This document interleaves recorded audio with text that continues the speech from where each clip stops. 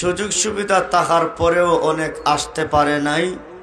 আমরা এখানে যারা উপস্থিত হয়েছি অনেকের অনেক সমস্যা অসুবিধা ছিল, এরপরেও কোরআন সুন্নাহের কথা শোনার পরে পাগলের মতো এই মোবারক মজলিসে এসে উপস্থিত হয়ে গেছেন। দোয়া করি আল্লাহ যেন আমাদের সকলকে যাওয়ার সময় হেদায়েতের মালা পরাইয়া দেন। আল্লাহ পাক যেন আমাদের যাওয়ার সময় মাহফিল ঘোষণা দান করেন। আমি আপনাদের সামনে কুরআনুল হাকিম থেকে এক আয়াতে করিমা তেলাওয়াত করেছি। আয়াতকে সামনে রেখে সংক্ষিপ্ত কিছু কথা বলে আমার কথা শেষ করব। আমি এখানে আসার পরে সম্মানিত মেহমানের কাছ থেকে অত্যন্ত গুরুত্বপূর্ণ আলোচনা তিনি করতেছিলেন। বিশেষ করে নবীদের সুন্নাহ সম্পর্কে গুরুত্বপূর্ণ আলোচনা করছেন। এতে আলোচনার মধ্যে জান্নাতেরও আলোচনা আসছে, পরকালের নাজ নিয়ামতের কিছুটা হলেও আলোচনা আসছে।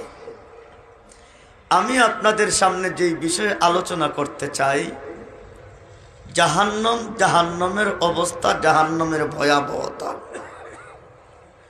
এই আলোচনা শুনলে, বুঝলে, জানলে আমাদের নেক আমলের আগ্রহ বাড়বে এবং গুনার কাজ ছাড়তে আমাদের চাহিদা বাড়বে। আমি আমার আলোচনার ভিতরে যাওয়ার আগে আপনারা যারা অনেকক্ষণ থেকে বসেছেন মজার বয়ান শুনতেছিলেন,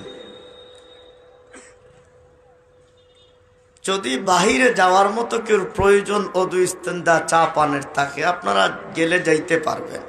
পরবর্তী মুআজ্জাজ মেহমান আসলে আপনারা আসবেন। আর আপাতত যারা বসার মতো নিয়ত করেছেন একটু কষ্ট করে হলেও, ঠান্ডা এখনো একেবারে যায় নাই, কম হলেও এখনো ঠান্ডার পরিবেশটা আছে।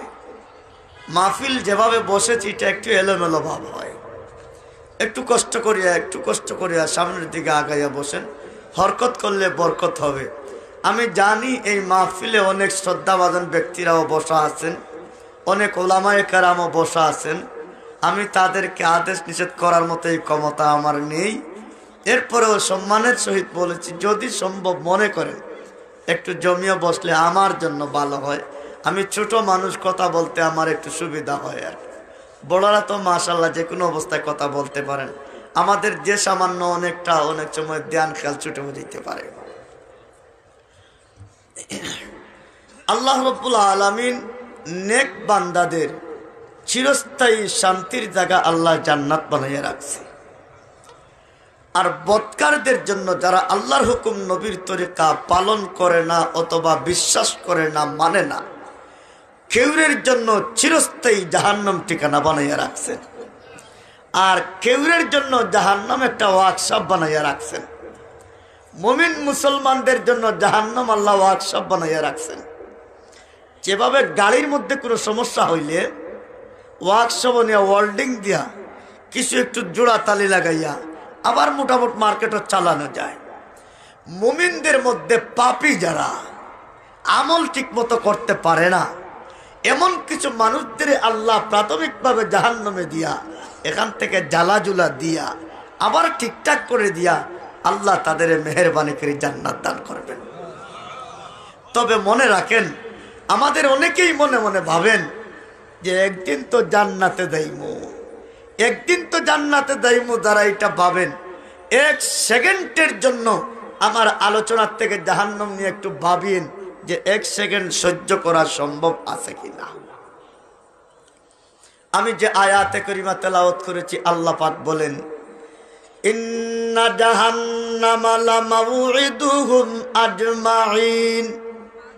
আল্লাহ পাক বলেন, নিশ্চয় জাহান্নাম, ইবলিস শয়তান, তাদের দূষর এবং তাদের প্রতীক দ্বারা আছে, প্রত্যেকের সমাবেত হওয়ার জায়গা জাহান্নাম।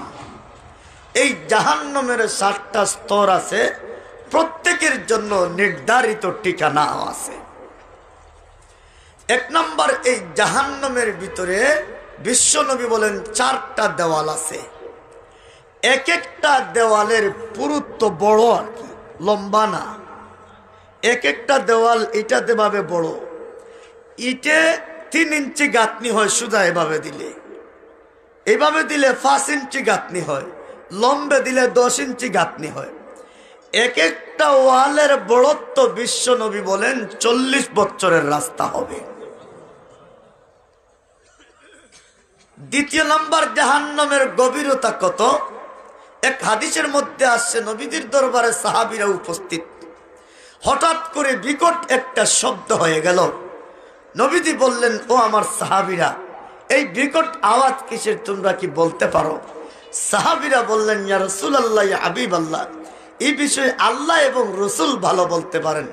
নবীজি বলেন, আমার সাহাবীরা তাহলে শোনো, আজকে থেকে 70 বছর আগে আল্লাহ একটা পাথর জাহান্নামের মধ্যে নিক্ষেপ করেছিলেন, আজকে মাত্র এই জাহান্নামের গভীরে যাইয়া পৌঁছেছে। জমিন থেকে আসমান হলো 500 বছরের রাস্তা।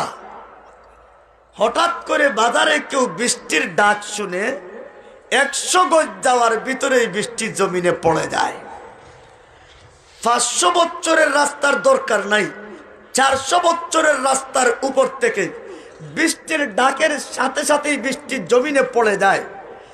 এত সকাল উপর থেকে নিচে পড়তে পারে, যেই পাথর গভীরে যাইতে 70 বছর লাগে। আপনি ধারণা করেন, এই হিসাব করলে জাহান্নামের গভীরতা কত?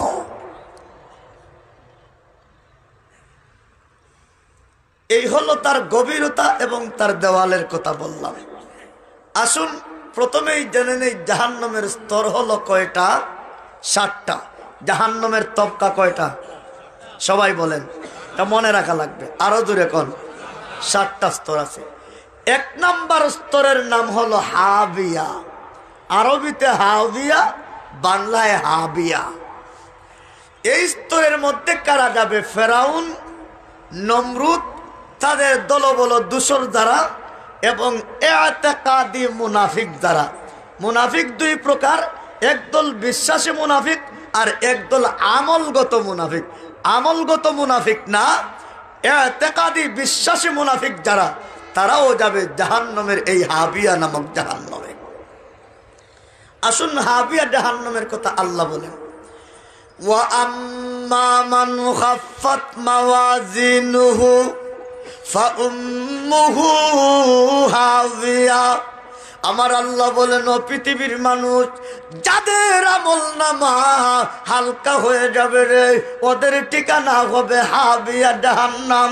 আল্লাহ নিজে বললেন হাবিয়া, আবার নিজে প্রশ্ন করেন, ওয়ামা আদরাকা মা হিয়া। আল্লাহ বলেন, ও বিশ্ব নবী, ওই হাবিয়া জাহান্নাম, এটা আবার কি? এটার পরিবেশ পরিস্থিতি, এটার অবস্থা কি? আল্লাহ নিজে প্রশ্ন করলেন, আবার নিজে তার জবাবও দিতে লাগলেন। আল্লাহ বলেন, নারুন হামিয়া। আল্লাহ বলেন, ও আমার বান্দা বান্দি শুনো রে, হাবিয়া ও জাহান্নাম, যেই জাহান্নামের ভিতরে গরম আগুন হবে। দেখেন আল্লাহ পাকের কত সুন্দর ইবারত, গরম আগুন হবে। আপনাদের কাছে আমার প্রশ্ন হইল, আগুন ঠান্ডা না গরম? আল্লাহ আবার বলেন গরম আগুন। নারুন মানা আগুন, হামিয়া মানা গরম আগুন। উলামায়ে কেরামের কাছে স্পষ্ট, গরম আগুনের মানে কি? এই আয়াতের ব্যাখ্যায় বিশ্ব নবী বলেন, ও আমার উম্মত, ডানেও আগুন, বামেও আগুন, সামনেও আগুন, পিছনেও আগুন, উপরেও আগুন, নিচেও আগুন। একটু পরিকল্পনা করেন তো, একটু ভাবেন তো, এই আগুনের কি অবস্থা, এটাও আমাদের জানার দরকার। নবীজি বলেন, জাহান্নামের আগুন দুনিয়ার আগুনের চাইতে 69 গুণ আরো বেশি গরম। তাহলে কি দুনিয়ার আগুনে মানুষের জ্বালাইতে পারে না? একটা মেসের খাটি আজকে শুক্রবারই বাজারের এক কর্নারে যদি আগুন দেওয়া যায়, আমার তো মনে হয় মুহূর্তের ভিতরে গোটা এলাকা একবারে জমির সাথে মিশাইয়া দিবে। এরপরেও এই আগুন এত গরম কেন? নবীজি সাহাবায়ে কেরামদের সামনে আলোচনা আসলে নবীজি বলেন, ও সাহাবীরা, জাহান্নাম তো জাহান্নামই, জাহান্নামের এই প্রভাব, জাহান্নামের এই আপনার ভয়ঙ্কর পরিস্থিতি বোঝানোর জন্য আল্লাহ এই কথা বলছেন। আরেক হাদিসে নবী বলেন, উকিদা আলান নারি আলফা সানাতিন হাত্তা মাররাত। আল্লাহর নবী বলেন, আমার উম্মত এই জাহান্নামের আগুনকে আল্লাহ কাদারে 1000 বছর জাল দিয়েছেন। এই 1000 বছর জাল দেওয়ার পরে ওই আগুন লাল বর্ণ হয়েছে রে। এরপরে আরো 1000 বছর জাল দিয়া ওই আগুন সাদা বর্ণ হয়েছে। সুম্মা উকিদা আলাইহা আলফা সানাতিন হাত্তা সুওয়াদ্দাত। আল্লাহর নবী বলেন, আরো 1000 বছর জাল দিতে দিতে রে বর্তমানে জাহান্নামের আগুন কালো হইয়া গেছে।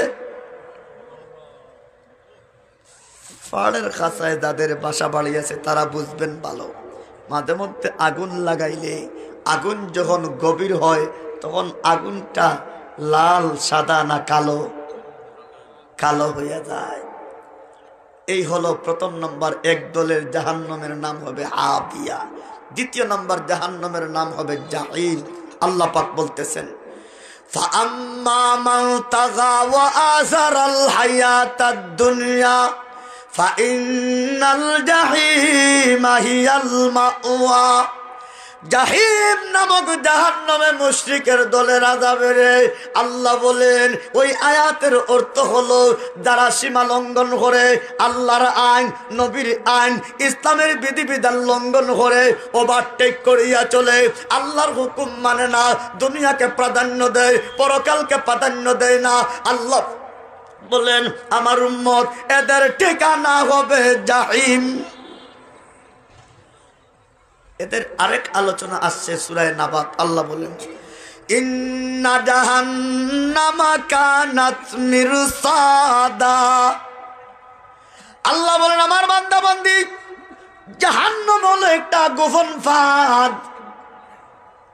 ফাঁদ বুঝুন তো, খাসা দিয়া ফাঁকে শিকার করেন, সাটুট দিয়া ইঁদুর শিকার করেন যারা, এটা বুঝবেন ভালো। ইঁদুরের দেখে না বাটে, ফাঁদ ফাতা হয়। আল্লাহ বলেন জাহান্নাম হলো একটা গোপন ফাঁদ। আমরা মনে করি দুনিয়ার প্রযুক্তিবিদেরা সিসি ক্যামেরা বানাইছে, এটাই ধরা ফরি দিব। সুরে সিসি ক্যামেরাওয়ালা কোনো দোকানে শুরু করার আগে সিসি ক্যামেরারে অকেত করবার লাগে চেষ্টা করে। যারা বড় বড় পোস্টে বসিয়া ঘুষ বাণিজ্য করার জন্য আগে সিসি ক্যামেরা বন্ধ করার চেষ্টা করে। কিন্তু আল্লাহ যে একটা সিসি ক্যামেরা লাগাইয়া রাখছেন, এটা বন্ধ করার ক্ষমতা পৃথিবীর কারো আছে? আল্লাহ বলেন জাহান্নাম হলো গোপন ক্যামেরা, গোপন ফাঁদ। লিত্তাগিনা মাআবা, সীমা লঙ্ঘন যারা করে ওদের জন্য নির্ধারিত প্রত্যাবর্তন স্থল। আল্লাহ বলেন, শুনো রে, একদিন না, 2 দিন না, লাবিসিনা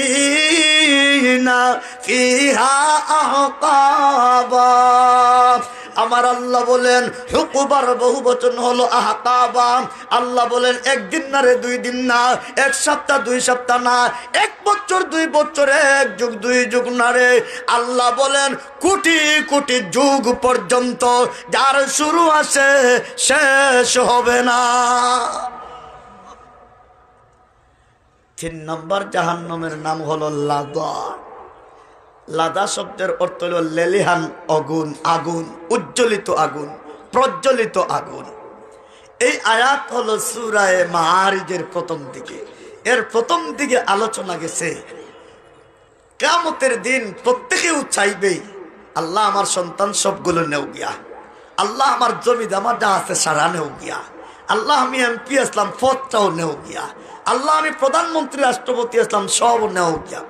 আপনারা কি বলেন, এই সব দিয়া হইল জাহান্নাম তাকে একটু নিস্তার হওয়া যাইব না? লাদা নামক জাহান্নামের ঠিকানা হবে নাস্তিকদের ঠিকানা। নাস্তিক শুনে নেই, নাস্তিক দ্বারা এদের কোনো ধর্ম নাই, এরা হিন্দুও না, খ্রিস্টানও না, বৌদ্ধও না, চাকমাও না, মুসলমান তো আর নাই। এদের একটা ধারণা হইল যা যা হয় এমনি এমনি হয়। এটা কেউ বানাইছে না, মাইক যে এটা এমনি হয়েছে। আপনারা কি বলেন মাইক এমনি হয়েছে? আমি একটা ইমাম আবু হানিফা রহমতুল্লাহ একটা ছোট্ট ঘটনা দিয়ে কম সময় উদাহরণ দেই। একবার ইমাম আবু হানিফার সাথে একটা মুনাজারা হবে, মুসলমানেরাও রেডি, নাস্তিকেরাও রেডি। সকাল 10টায় টাইম। ইমাম আবু হানিফা আস্তে আস্তে আইছেন 1 ঘন্টা পরে, প্রায় 11টায়। বিচারকরা বসা, নাস্তিকেরা মিছিল উছিল দেলাইছে, বিজয় মিছিল। আর মুসলমানেরা একটু মাথা নিচু করিয়া করে, আমরা ইমাম সাহেবের মনে ইলিম বেশ নাই, এমনি বেশি বেশি ইলিমের কথা বলেন, কিন্তু এখন মনে বাড়ছেন। ইমাম আবু হানিফা রহমতুল্লাহ হঠাৎ করে 1 ঘন্টা পরে মাশাআল্লাহ বীরের মতো আসিয়া পয়লানের মতো হাজির হয়েছেন। বিচারকের সামনে গেছেন, বলে এত লেট করলা কেন?